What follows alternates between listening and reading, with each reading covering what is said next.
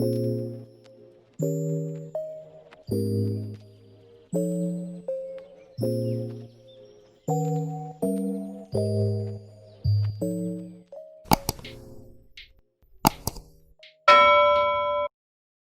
friends, welcome back to my channel. In this video, I will be showing you guys how I achieved these dip nails at home for my very first time. If you're interested, please keep on watching.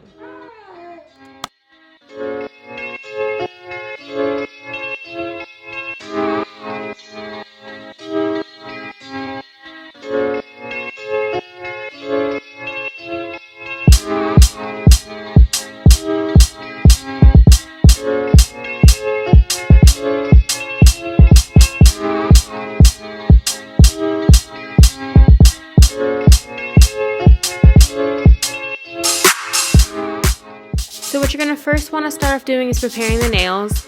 I did not film the part of me pushing my cuticles back, but they do have tools in there to help remove the dead skin from your cuticles and also push them back as much as possible. After that, make sure you go ahead and remove the shine from your nails, and you're going to achieve this by just filing it down nice and easily, and just go ahead and do that to every single nail.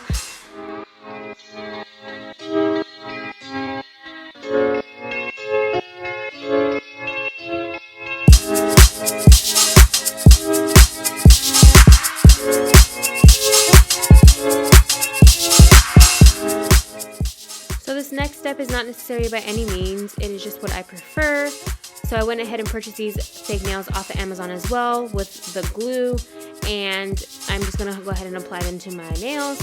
I just prefer this because I like dip a little bit better with longer nails. Eventually my nails will grow out underneath these, so once that happens, then I will no longer need the fake nails. However, until then, I will be applying these, and it is super easy. This just might take you a little bit longer because, again, it is not needed. However, the one thing I will mention, when you are sizing the fake nail to your actual nail, just make sure it fits properly. If you can't find a perfect size, just try to go with the one that's a little bit bigger, because you can always file that down, versus if it's too small, then you're going to have a gap and the nail is just going to lift. So just make sure that, if anything, that they're a little bit bigger, and then you can just file it down to the size of your nail.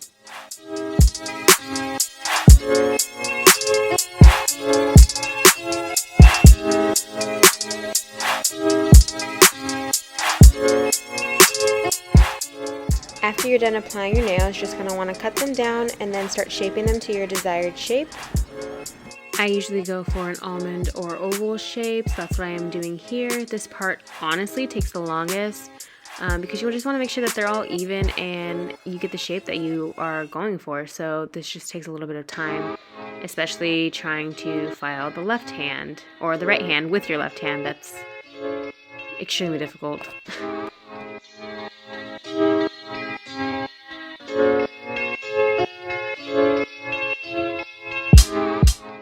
So then after that, I went ahead and got the nail file again and just started trying to blend the fake nail in with my real nail as much as possible. I mean, I really didn't focus too hard on this because eventually the dip just kind of builds on top of that and you can't really tell. So I just sort of tried to make sure that it was as flat and even with my natural nail as much as possible.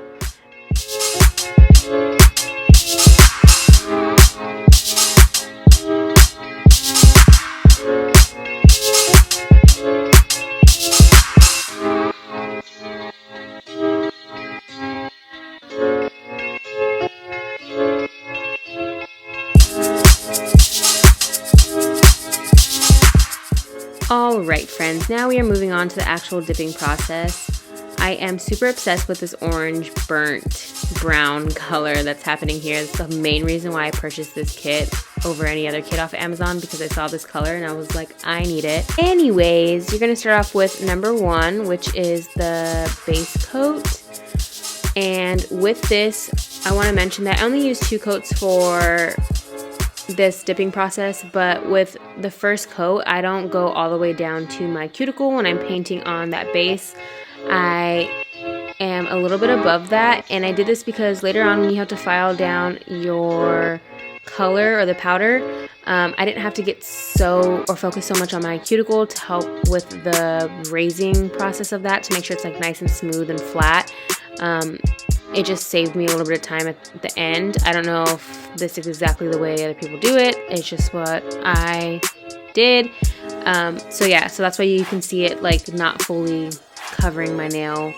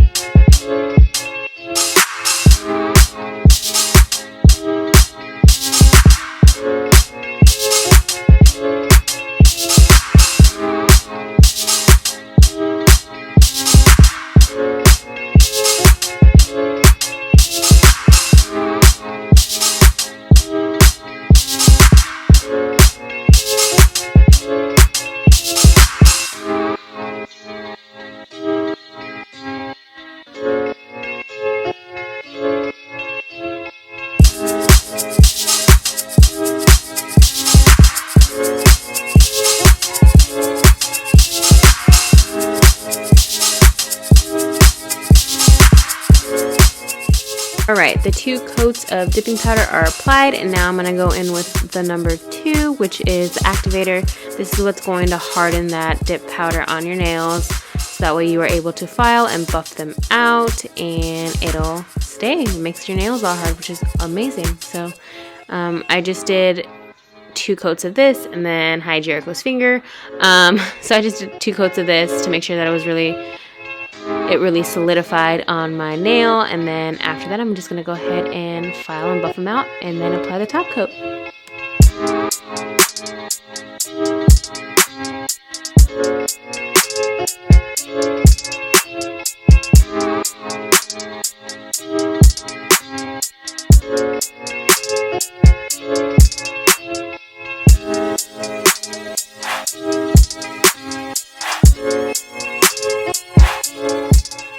So one thing I want to mention is that when you are applying the top coat, make sure you're using a thin layer.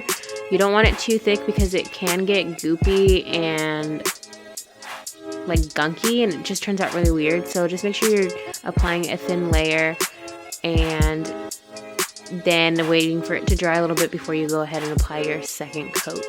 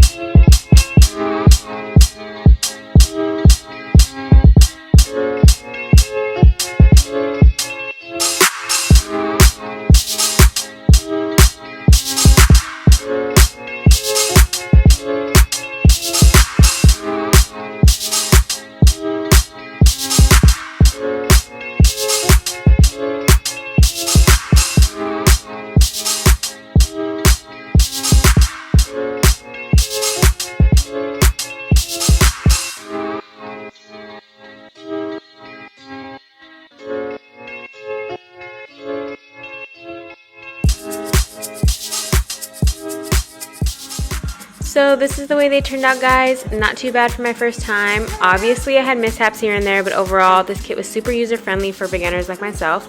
If you are interested, definitely give this a try. Everything is linked down below in the description box, but until next time, guys, have a good one. Bye.